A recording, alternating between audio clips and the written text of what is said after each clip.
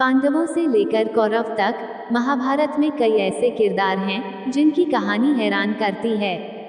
दिलचस्प ये है कि इस कहानी का हर किरदार एक दूसरे से किसी न किसी रूप में जुड़ा हुआ है और महाभारत के युद्ध में उसकी अहम भूमिका भी है। इसी में से एक कहानी इरावन की भी है। इरावन दरअसल अर्जुन और नाग कन्या उलूपी के पुत्र थे।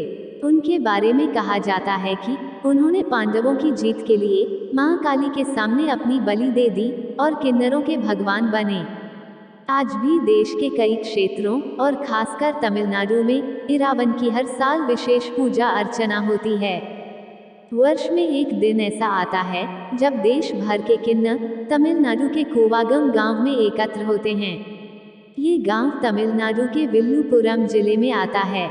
सभी किन्नर इस दिन पूरी तरह सजकर और रंग बिरंगी साड़ियों में इरावन से विवाह रचाते हैं। यह विवाह एक दिन के लिए ही होता है। अगले दिन अपने देवता इरावन की मौत के साथ उनका यह वैवाहिक जीवन खत्म हो जाता है और वे इस शोक में विलाप करते हैं। विल्लुपुरम जिले के इस गांव में भगवान इरावन की पूजा कूथानद्वार के रूप में होती है। महाभारत की कहानी के अनुसार अर्जुन के पुत्र इरावन बेहद आक्रामक और कुशल योद्धा थे। उन्होंने महाभारत के युद्ध में हिस्सा लेते हुए बहादुरी से कौरवों के खिलाफ लड़ाई की और नुकसान पहुंचाया।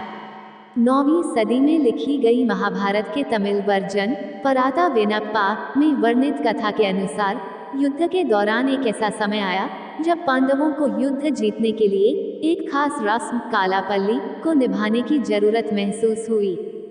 इसका मतलब मां काली के सामने बलि देना है और जो पक्ष इसे करने में कामयाब होता उसकी जीत सुनिश्चित हो सकती थी। इस रस्म के तहत मां काली के सामने किसी राजकुमार की बलि की जरूरत थी।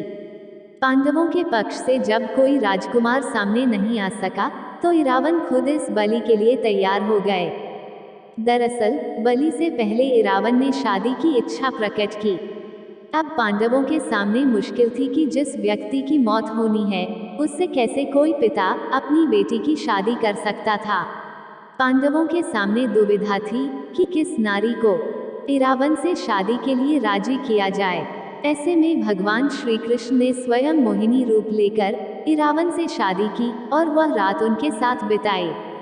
अगले दिन शर्त के अनुसार इरावन अपना शीश मां काली के चरणों में अर्पण कर देते हैं। इरावन की मृत्यु के बाद श्री कृष्ण उसी मोहिनी रूप में अपने पति की मौत पर काफी देर तक विलाप भी करते हैं और फिर बाद में अपने पुरुष रूप में आ जाते हैं। चूंकि कृष्ण ने पुरुष होते हुए भी स्त्री रूप में इरावन से शादी की थी, ठीक उसी प्रकार आज भी हर साल किन्नर जो पुरुष रूप में माने जाते हैं एक रात के लिए पूरी तरह से नारी रूप में इरावन से शादी रचाते हैं और फिर अगले दिन उनकी मृत्यु पर विलाप करते हैं।